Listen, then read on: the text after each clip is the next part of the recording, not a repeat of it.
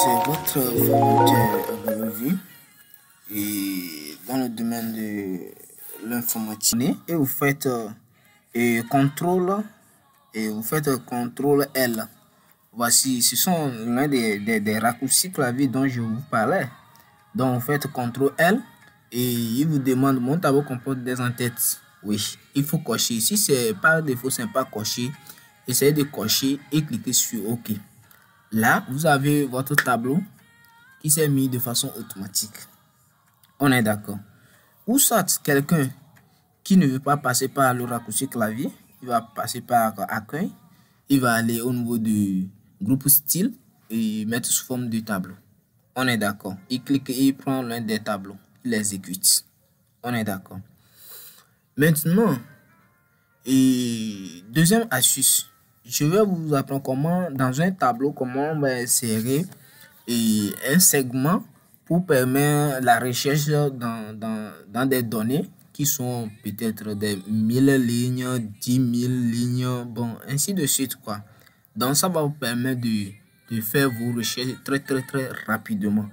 Donc, nous allons passer au niveau de création du tableau. On est d'accord. Vous allez venir et dans le groupe outils, vous allez cliquer insérer un segment. Maintenant, quel type de segment que vous voulez insérer? Par exemple, vous voulez faire des recherches par idée de chaque vente, ou bien vous voulez faire des recherches par commercial, ou bien par année, ou bien par région, ainsi de suite. Moi, je vais faire, je vais insérer le segment par idée, par année, par commercial, par région. Moi, je vais le faire comme ça. Et puis, je clique sur OK. Donc, de façon automatique, vous allez voir les différents types de segments que nous pouvons avoir. On est d'accord.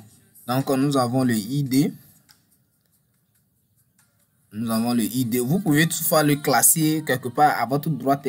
Parce que si vous donnez de façon automatique de jour en jour, il ne faut pas endommager votre donnée. Donc, je préférerais que vous le mettiez quelque part. On est d'accord. Donc, vous allez voir, vous allez essayer d'arranger. Donc, je disais, vous allez essayer d'arranger. Et on a plusieurs années. On est d'accord. Donc, il suffit, par exemple, si je vais faire des recherches en année 2021, il suffit de cliquer sur 2021. Moi, je clique sur 2021. On est d'accord. Donc maintenant, je peux faire des recherches par produit. Si peut-être que dans notre base, s'il y avait plusieurs types de produits, et ça dit plusieurs types d'idées de vente, et tous les idées sont présents dans les données de base, vous allez constater que quoi? Et tout serait mis de façon en gras comme V003. Vous allez constater qu'en 2021, c'est le seul ID qui a été réalisé. Et c'est réalisé par le commercial Inès Leroux et dans la région PACA. On est d'accord. On est d'accord. Donc, le segment permet de faire... C'est le moteur de nos recherches, en fait. On est d'accord. Donc, pour nettoyer, pour effacer le filtre, il suffit de... et cliquez sur la croix rouge là et vous enlevez les filtres. On est d'accord. Maintenant, la seconde et la troisième astuce, ça va concerner, c'est toujours un modèle de recherche en fait. C'est toujours un modèle de recherche. Donc, on va utiliser la fonction recherche V. On est d'accord. Donc, ça va jouer le même rôle que les segments. Mais on va passer. Vous allez voir qu'on a fait un tableau ici qui permet de rechercher les informations de vente d'un commercial. On a idée de vente, commercial, région, produit, quantité, prix unitaire. Ce qui veut dire que si on saisit le ID d'une vente ici, vous allez constater que ça va rapatrier en même temps automatiquement les données. On est d'accord. Sans plus tarder, nous allons commencer. Vous venez dans la cellule commerciale et vous tapez égal recherche V. Vous tapez recherche V, vous allez constater qu'il y a recherche V qui s'apparaît, vous cliquez. Quelle est la valeur cherchée? C'est cette valeur que on cherche. On met point virgule. quelle est la table de matrice? Et la table de matrice, c'est celle-ci. Nous venons ici et nous le sélectionnons comme ça. On est d'accord. Comme c'est un tableau, quelqu'un peut le sélectionner en positionnant son curseur comme ça. Si c'est comme ça, vous pouvez cliquer et cliquer 2 fois. Ça va prendre ça en même temps. Donc maintenant, quel commercial se trouve dans quelle colonne? Nous allons compter ensemble. Ça fait 1, 2, 3 et puis 4. Donc ça se trouve dans 4e colonne. On met 4. Point virgule. Point virgule. Et on va prendre correspondance. On prend correspondance exacte. Quelqu'un peut mettre 0 ou bien quelqu'un peut choisir faux. Et puis on ferme et puis on valide. On est d'accord. On a dièse et dièse n bar a. Ça veut dire quoi? C'est une erreur en Excel, mais c'est pas une erreur comme on le dit, on a fait une erreur. Non, c'est parce que la cellule ID vente n'est pas renseignée. Raison pour laquelle on a cette erreur. Donc pour remédier à ça, qu'est-ce qu'on fait? On utilise la fonction CRR. Donc il suffit de venir au début de la formule, vous mettez CRR. Et à la fin de la formule, vous mettez point virgule, les guillemets fermés, et vous fermez et vous validez sur entrée. On est d'accord. Vous allez constater que l'erreur s'est disparaître en même temps. Donc pour faire pour les autres cellules, il suffit de faire quoi? Il suffit de venir copier. Ça c'est ce qu'on appelle les astuces ou bien comment gagner le temps en Excel. Ça c'est comment maximiser le temps. Ça vous voyez. Sinon, j'allais retaper la formule, mais automatiquement, j'ai mon résultat. Vous mettez égal et vous validez. Vous que ce contrôle V. Ça, ce sont des raccourcis que je disais. Donc, vous venez, la région se trouve dans quelle colonne? 5e colonne. Vous le mettez 5 et vous validez. Vous allez au niveau de produit. CTRL V. Produit se trouve dans quelle colonne? C'est 5. Et 5 plutôt 1, 2, 3, 4, 5. 1, 2, 3, 4. Et puis 5. Ça fait 5e colonne. Vous le mettez, vous validez. Le produit, c'est dans quelle colonne? 6e. Vous le mettez. Et au niveau de prix unitaire, c'est 6. Si je ne me trompe pas. 1, 2, 3, 4, 5, 6. 6. 6, 7. Donc, ce qui veut dire que la quantité, c'est... La quantité, au niveau de la quantité, c'est 7. Au niveau de la quantité, c'est 7. La quantité, c'est 7. Je vais voir au niveau de produit. On avait mis quoi? 1, 2, 3. 1, 2. Ça fait 5. Produit, c'est 5. C'est normal. Et quantité 6. Wow. Ok. Là, incrémenter les données. Et par exemple, vous voulez... C'est pour gagner du temps en fait. Vous ne pouvez pas saisir, par exemple, vous voulez faire janvier et février jusqu'à décembre et vous saisissez toujours février jusqu'à décembre. Non, on ne fait pas comme ça. Il suffit de saisir quoi? Il suffit de saisir janvier. Il suffit de saisir janvier et vous allez incrémenter. Si c'est vers à gauche ou bien vers à droite, vous le faites. Moi, je vais faire ça par à droite. Il suffit d'incrémenter. Et je vais faire ça de façon verticale. Il suffit d'incrémenter vers le bas. Et nous sommes décembre. Et voilà. Maintenant, si vous voulez faire l'incrémentation des jours de la semaine, ainsi de suite, c'est la même chose, c'est le même scénario. Vous le mettez et vous l'incrémentez vers le bas. Samedi, dimanche. On est d'accord. Non, lundi jusqu'à dimanche. On est d'accord. Maintenant, 5e astuce, ça va concerner quoi? Et comment incrémenter les données de façon automatique, c'est-à-dire de façon vrac. Ça veut dire quoi? Vous voulez numéroter peut-être des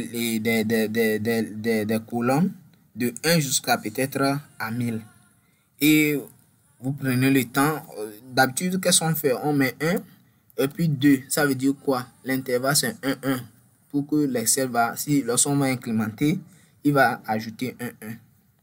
Donc, si je l'incrémente, c'est comme ça. On est d'accord.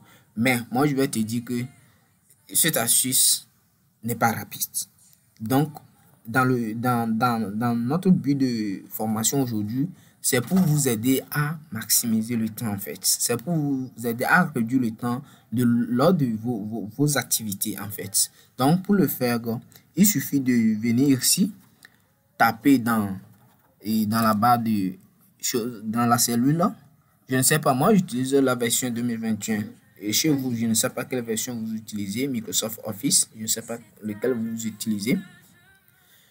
Moi, j'utilise 2021. Donc, il a cette fonctionnalité, la fonction séquence. C'est la fonction séquence qui permet de faire ça. Donc, et vous tapez 1000. Donc, vous dites à Excel que vous voulez, vous fermez, vous dites à Excel que vous voulez que il va t'arranger les chiffres, c'est-à-dire de 1 jusqu'à 1000. Et vous validez sur Entrée. Vous allez voir automatiquement, il a mis ça. Et si vous voulez aller loin, vous allez voir que ce sont les 1000 qui sont arrêtés ici. Vous voyez, c'est pas génial. Là, ça nous permet d'aller plus vite dans nos activités. Sixième astuce, ça concerne comment insérer la date du jour ou bien l'heure actuelle. La date du jour ou l'heure actuelle. Heure actuelle. Rapidement pour maximiser quoi? Le temps. Pour le faire, qu'est-ce qu'on fait?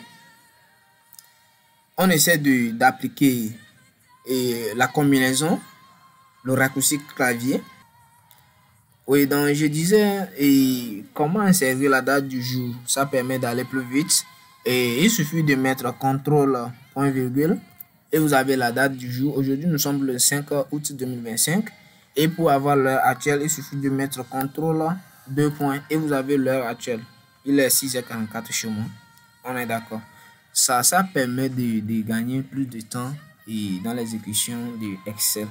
On est d'accord. Et je répète, toi qui veux gagner le bonus que j'ai mis à la fin de la vidéo, il ne faut pas couper la vidéo. Continue toujours à suivre la vidéo. Nous sommes presque à la fin. Nous sommes presque à la fin et je vais te donner le bonus. Ça va te servir énormément. On est d'accord. Oui, la sixième ou la septième astuce. Et je vais t'apprendre comment remplacer des données et dans une base de données. Toi, peut-être que dans votre saisie, et au lieu de saisir, je prends un exemple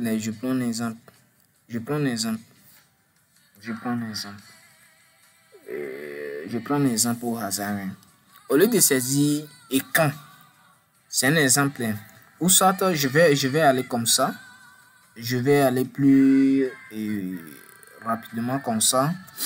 Je mets écran là, je mets écran avec T. On est d'accord. Je mets écran avec T. Je sais ce que je dis. Maintenant, je vais te montrer comment remplacer les erreurs, comment corriger les erreurs rapidement. Tu ne peux pas dans une base de données plus de 1000-2000 lignes. Tu ne peux pas parcourir et changer ou bien corriger quelque chose de façon ligne par ligne. Non, ce n'est pas professionnel en fait. Pour le faire, qu'est-ce qu'il faut faire? Il faut se rendre dans Accueil et à votre droite au niveau des éditions, on est d'accord.